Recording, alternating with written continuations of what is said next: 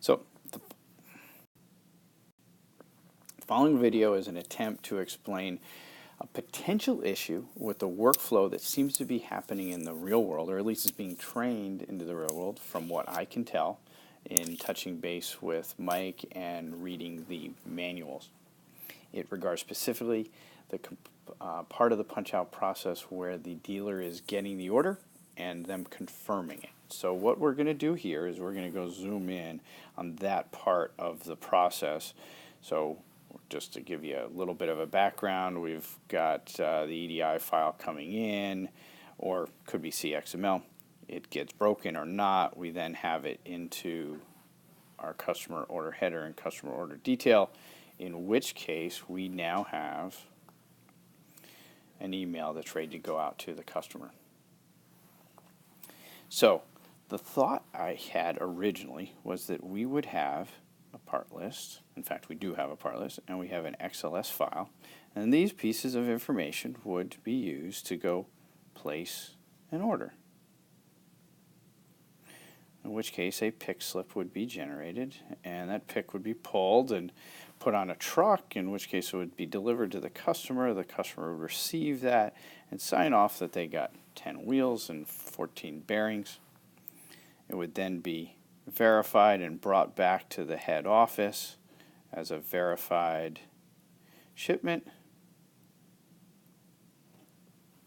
in which case the user would then go sign into the shipment confirmation screen, and they would check off that these things were shipped. And in fact, they'll put in 10 instead of 25 that were shipped of these bearings because they didn't have that many.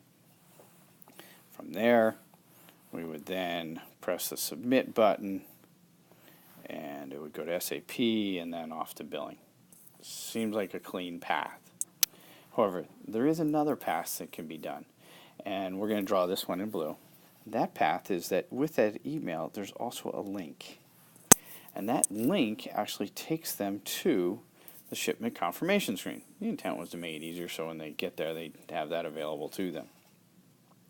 They are then now using this ship confirmation screen to go see the order and to analyze the order. And so they can go look and see how many are we supposed to be ordering. And so they'll go in to look at their inventory and see we only have 10 of these, but we've got all these other ones.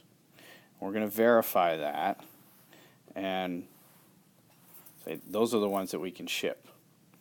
Then they'll go back to place an order, to pick, pull it, verify, and then they're off and running. In which case now are they done here? Or because this has already been sent through for billing, so theoretically in this scenario this is before this, and so the path might in fact be kind of circuitous like this and ends over here.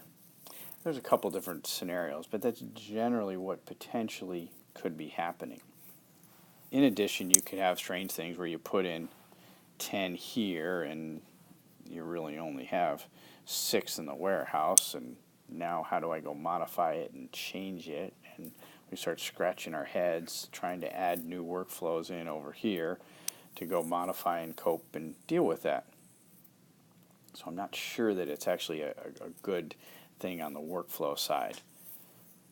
Big picture, I think what's happening is we've got an audit problem that may be no issue. If you check off 10 and bill 10 and you deliver 10, fine, no issues whatsoever. And that is going to be 90% of the case. But if you check off 10 and you ship 6 and no way to verify, we got an audit problem, plus we got some folks that are wanting to change the workflows, and that's what has me a little bit concerned in this whole process.